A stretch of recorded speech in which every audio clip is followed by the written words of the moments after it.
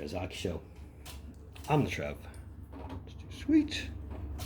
Anyway, continuing on with my favorite players of all time from every team, or in this case, as long as I've been watching them. Talking about the Boston Bruins. Let's talk about them.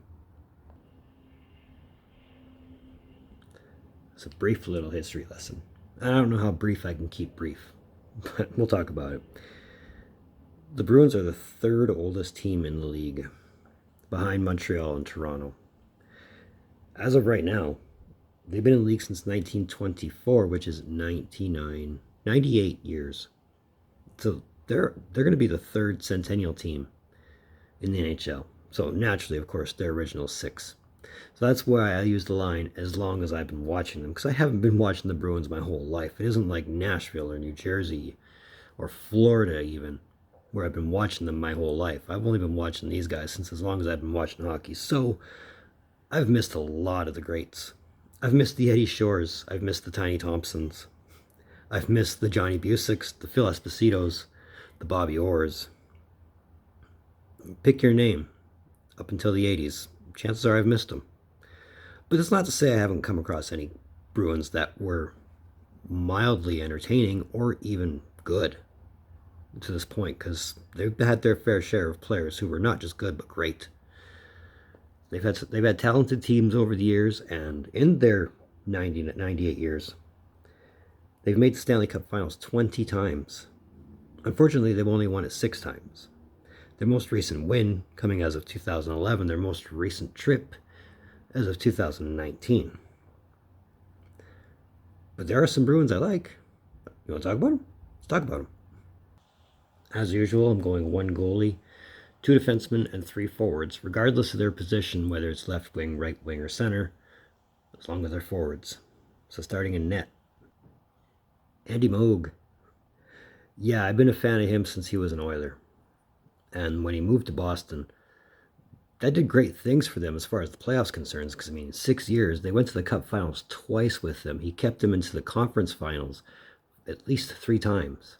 They were always a playoff team, and he was just an all-around good goalie. So, what's not to like about Andy Moog? Going defense, of course I'm going to add Chara. The guy's 6'9" off skates. If I don't include him on this list, he's going to squish me. All seriousness, though, for 14 seasons, this guy was the Bruins captain. This guy was the face of Bruins defense. And, getting a cup in between that time, too, didn't hurt. I mean, naturally, when he lifted the cup, I was worried it was going to be a little top-heavy and fall over with it, but he didn't, thankfully. But yeah, just his overall size and skill alone made him one of my favorite defensemen for Boston. And of course, it would just be complete sacrilege if I left Ray Bourque off this list. I mean, come on. The guy was the Bruins. From the time he was drafted to the time he was traded. I mean, pretty much all the offensive records as far as defensemen are concerned on the Bruins are still his. And really, a spot like him, if it wasn't for Chara, they would have had problems on defense for a very long time. It's a shame he didn't win that cup in Boston, but it was nice to know that he won a cup on the way out anyway. Going on forward, got David Pastrnak. Hard to believe he's only been in the league 8 years. He already has 240 goals and over 500 points. And the guy is a highlight reel when he wants to score pretty goals, because he's scored a lot of pretty goals. You can't tell I'm a huge fan of goal scoring.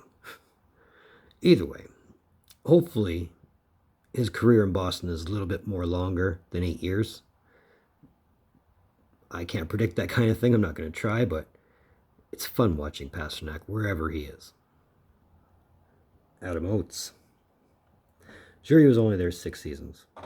And sure, they only missed the playoffs once in the 6 seasons he was there. But he was always a good setup man. And he's always guaranteed well over 60 points. A couple times he gave you 100. A couple times he gave you 90.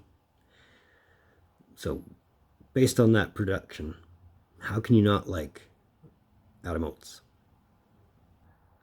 And rounding it out with Cam Neely. The best thing the Bruins ever did was trade for Cam Neely. 10 seasons out of the guy before he had to retire. Multiple 50-goal seasons. Multiple playoff appearances. 2 cup finals with the guy. And really the first power forward that I was ever introduced to. And an overall nice guy. And I mean, when you got to roll in Dumb and Dumber, that helps your cred too. Overall, I've always been a big fan of Cam Neely. So to me, it's not a surprise to end this list with him on it. Just wish he had more time. Wish he didn't run into a guy named Ulf.